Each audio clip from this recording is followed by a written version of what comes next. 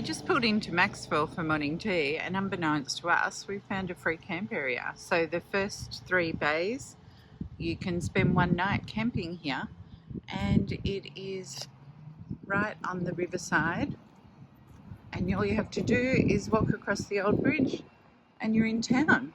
It's 1 night only. You have to be fully self-sufficient and no generators between 7 p.m. and 7 a.m. And yeah, we could have done that if we wanted to, but obviously we're going to keep going. There's a lot of bays that are only for boats and trailers. You just turn off the road before you go over the bridge. Pretty nice. And it's quite noisy, I must say. Like if you're spending the day, there's a bit of traffic, isn't there? Yeah.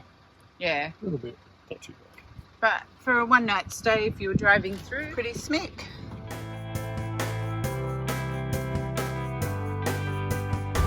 We have come a long way down the highway. John got sick of turning on and off it.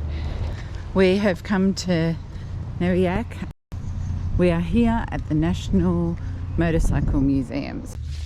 So I'm just saying, for $15 to get in here, if you come with a fully self-contained off-grid van, you can camp in their grounds for free and have multiple entries over the 2 days. Is that right? Yeah, 6500 turbo. Yeah, you can see he's listening to me. They come out in the early 80s, that one. Yeah, that's right, you can camp here. I used to race these things. When you come into the motorcycle museum here, you've got bikes along that first entrance here. And you come in here, and there's bikes all the way down there. All the way up there. All different types, all different models.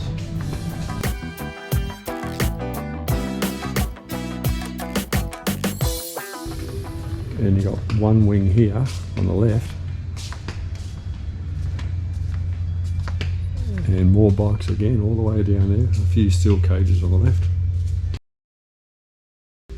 and this is the other wing. I think there's around about 1,200 bikes. 200 are donated, and 1,000 or so are owned by people who own the place. You spend hours in here looking, all different brands, some I've never heard of. Look, he doesn't know where to start. Look at his face. Should we have lunch first?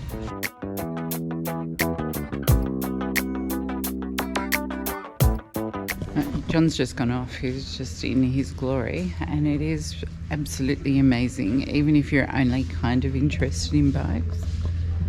The things that they have here, and just the signage. I mean, I love all the signage.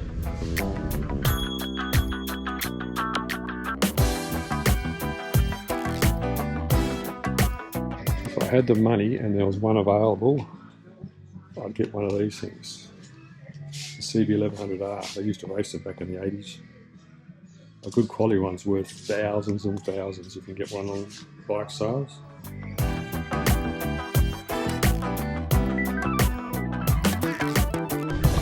I know it's a motorbike museum, but look at this. It's the ice cream thing. And I mean, technically it's a motorbike.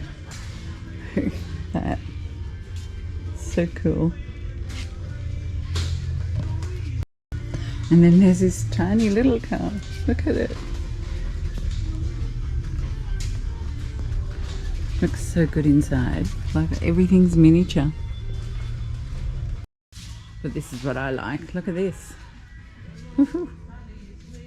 Cars.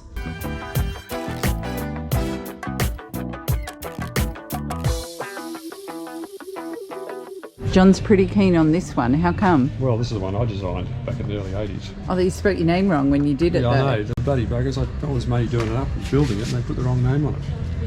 Yeah, no, not really. Close enough. But a person in Canberra did design this one. Someone built it, yes. And it's close to his name, so he thinks that he has rights to it. I asked if I can have a ride of it later. This is just like everything motorcycle. I just can't explain it. So we're going to camp here tonight. And then John can wander again tomorrow because we haven't had lunch yet.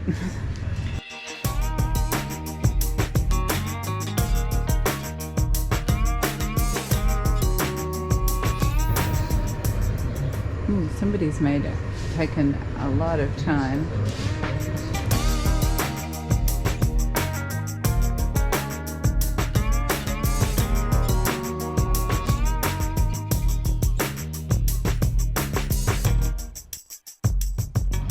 This is a really pretty little town, and you can get pretty much anything here, including spare parts for caravans, can't you? That's right, caravan part shop. It's got everything. There's a lot of stuff in there. Yeah, pretty amazing. Not sure why Nabiac has attracted a spare parts shop, and they're actually servicing caravans too. But like, the shops are really nice.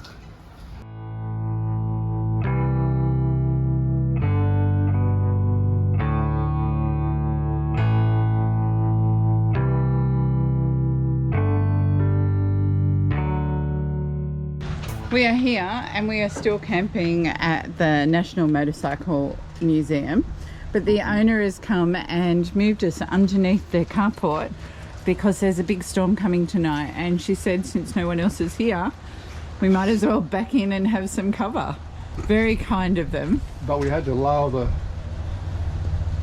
it down if we backed in because it was pretty tight fit. Yeah, we were worried we were going to hit their roof, so we put the roof down, backed in, and then gently lifted it up. We were prepared to not have the roof all the way up for the night, but it means that we can have this area to cook dinner without being in the rain and bothering, good. So that's really nice of them. And if it is as bad as they think, we're not on their grass making it soggy. We'll move out tomorrow morning that everyone turns up, but they don't open until 9, 10. So we don't have to rush. Yeah. But if you come to this area, this place, it's really nice, and do go through the museum if you're staying here for free. Like, I can't imagine. There's 1,100 bikes in there, I think they said. About 1,100 bikes. 200 are loaned by people, and the rest are owned by the guy who owns it, who started back in Canberra at Myall. And it's been, they moved up here in 91.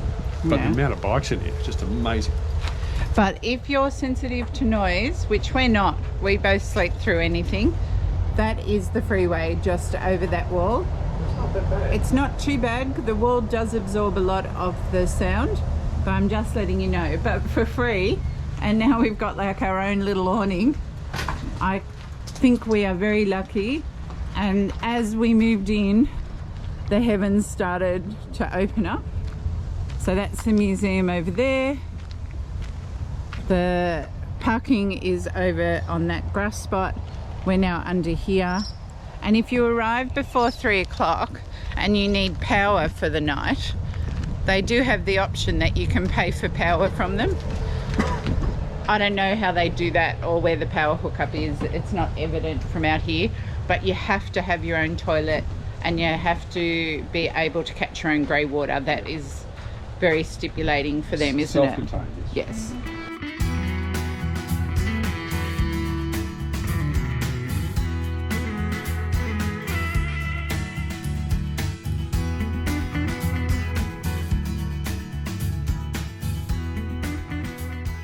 We're buying one of these, the FJ 1200, not the 1100, back in the late 80s. Oh. There was that one, there was the CBR 1000, and there was the Ducati 916. And that's what we ended up with, the CBR 1000, yes? And we toured a lot in that.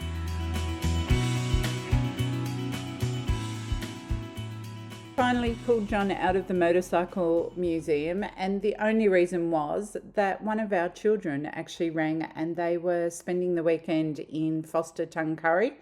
So we jumped in the car and we headed down to the van there. There's not much recording of this because we hadn't seen our children for 4 months and all we did was sit and talk.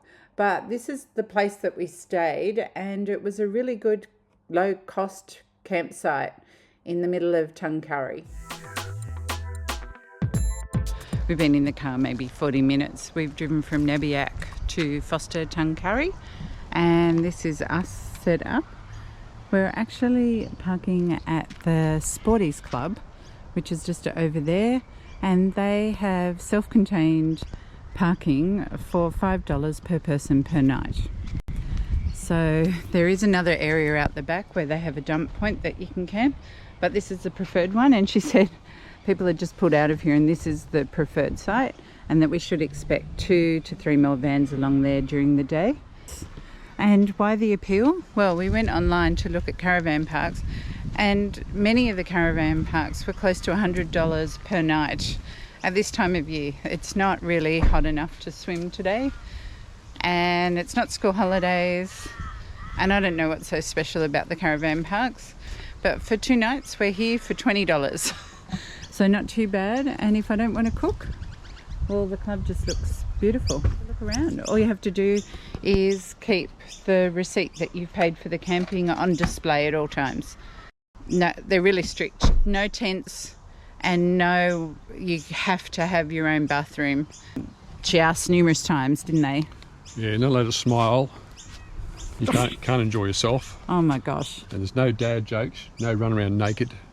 So funny, Drinking. because he spent about 20 minutes talking to the girls in the office, laughing and doing jokes. I'll just do my normal nice self. Another day, another location. This one's not bad either, is it, Mr. Howell? Pretty okay.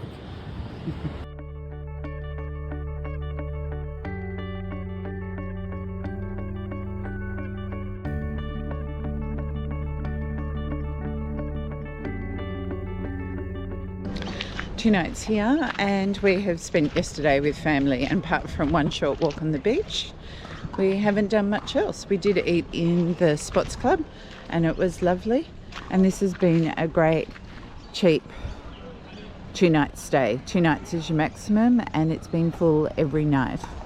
I find being in the urban areas now a little claustrophobic, and I don't enjoy it as much as being out off the beaten track, so I haven't videoed much, and we haven't seen our son for nearly 4 months, so we just sat and talked, to be honest.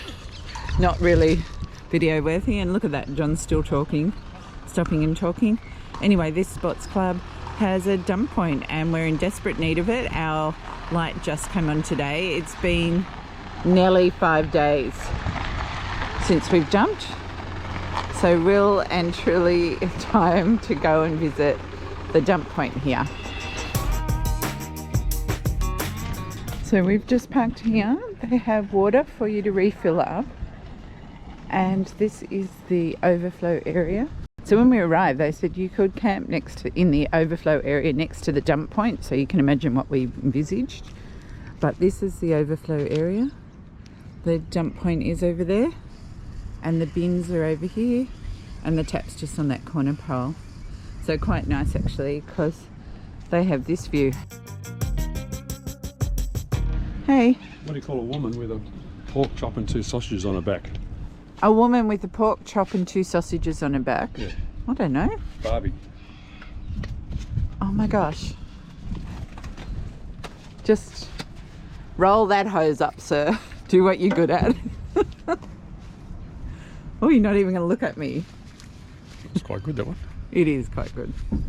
Toilet's empty, water tank's full. We will turn the grey water on to dump as we drive along. We've been off grid for how long now? How long since we went into power? Plugged into power. That was at Normanton. That would have been That's probably sometime in August. Late August, maybe. Late August. Last time we actually plugged in. And we haven't missed it at all. The battery system and the solar panels have done really well for us. So we're going again. Myall Lakes, had to make a booking through New South Wales Parks, and we'll see what we find there. It's a little bit closer to home, but not so close that we've ever been there before, so that should be good. I don't know what's going to happen next, so if this is the end of this video, I will see you on the other side. Hopefully not with my friend the fly. Little did I know this really was the end of the video. I'd planned to put Myall Lakes on the end of this video, and then that would be our last campsite before getting home. But what transpired is our son that had been visiting us in Tuncurry rang at about 11 o'clock, just as we arrived at the campground at Myall Lakes, to say he was broken down on the side of the road between Sydney and Canberra. He waited a few hours for NRMA, and when they came, they said he needed to be towed. He waited 6 hours for a tow truck, and it was getting dark on the side of the road, and the tow truck said that they wouldn't be able to come until morning. So we quickly packed up from where we'd driven and we drove down the highway. In that time, my brother, who lives at Camden, found out that they were stranded, and he actually hired a car trailer and went and picked the car up and the kids up, took the car to his mechanic, and we met them at home, slept the night, and then took them back home to Canberra so they could go to work the next morning. Anyhow, the mechanic in Camden was absolutely fantastic.